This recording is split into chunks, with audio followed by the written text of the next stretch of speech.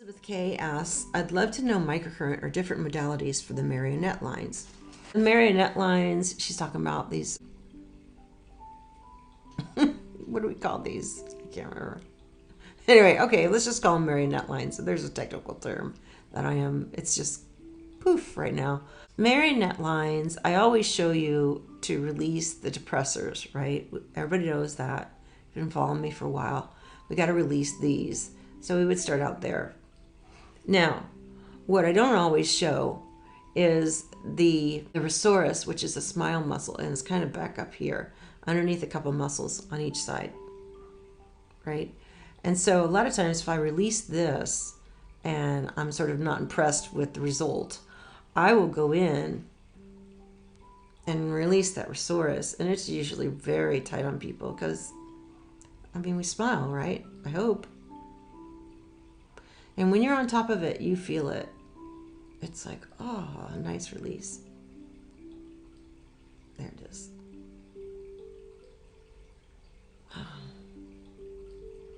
So usually after I do this,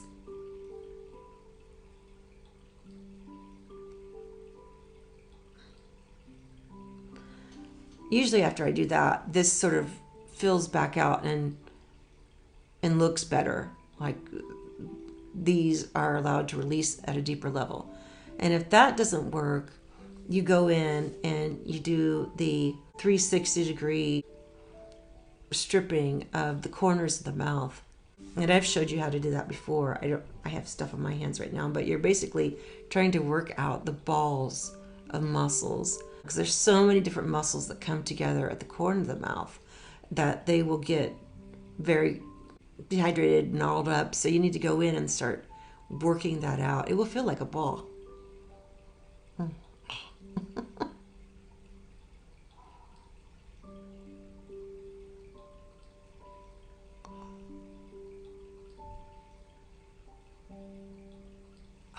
Yes, I have. I think it's Pain Face Part 2 where I go inside and release the jaw from the inside. But yeah, just releasing this from the inside, that rhosaurus, and even,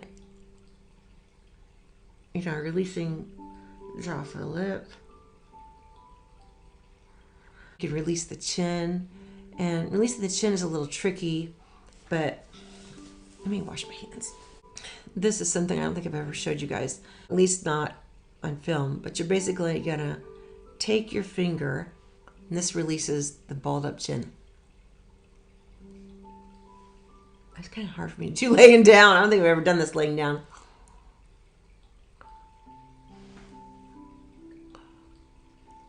So there's a pocket right here.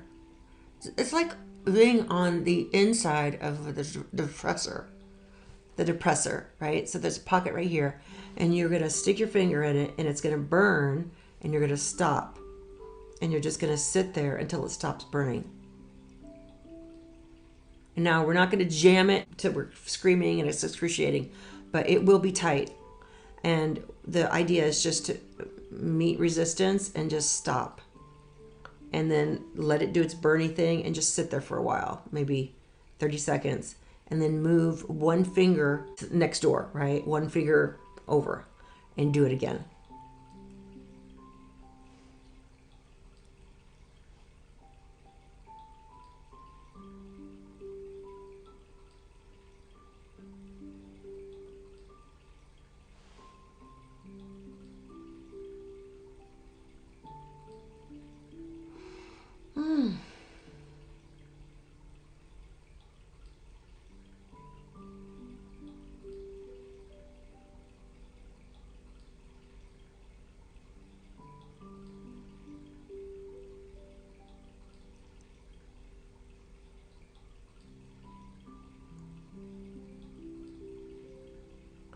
Yeah, so it's usually just right there that will hold that in place, but you can go further back too.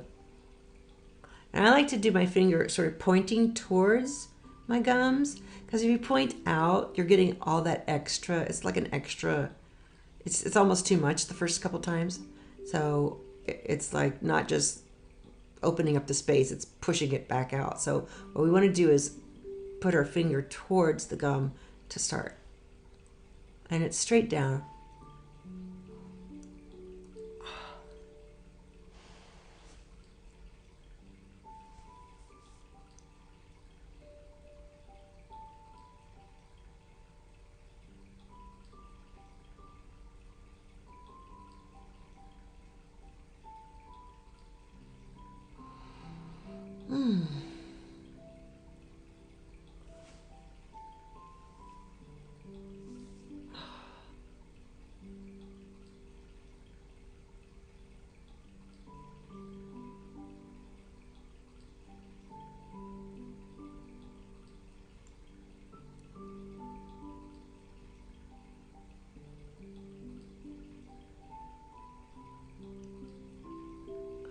you can do it. You can do it all through here.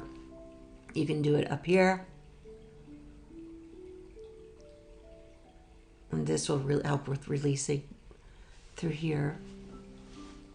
So yeah, you're basically just releasing from the inside of where those marionettes form. Now, from there, once you feel like you've got that nice and worked out, if you still have excess tissue, you need to be doing more moves with microcurrent that push this back. So these moves, anything that pulls this up this way, right? So the vectors to pull this back, and anything to pull this up to sort of help with what forms.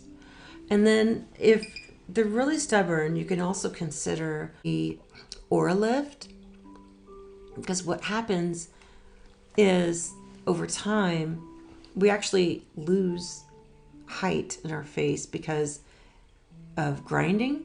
And a lot of people think they don't grind, but we do. It's a primal thing, it's biological. And so over time of clenching or grinding, what happens is the actual angle of the mandible can kind of tilt forward, up. And so we'll get pools of extra skin that come as our chin gets shorter. And so this will be exacerbated, like these marionette lines are exacerbated. So opening up space between the back of the jaw like the Oralift does, it's almost like a little yoga block for stretch back here.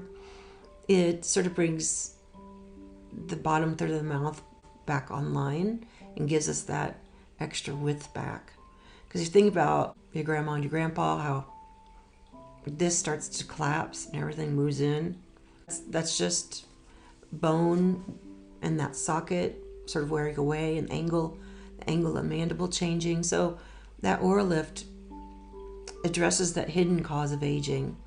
And really one of the typical things of a grinder is having pretty pronounced marionette lines. So I hope that helps.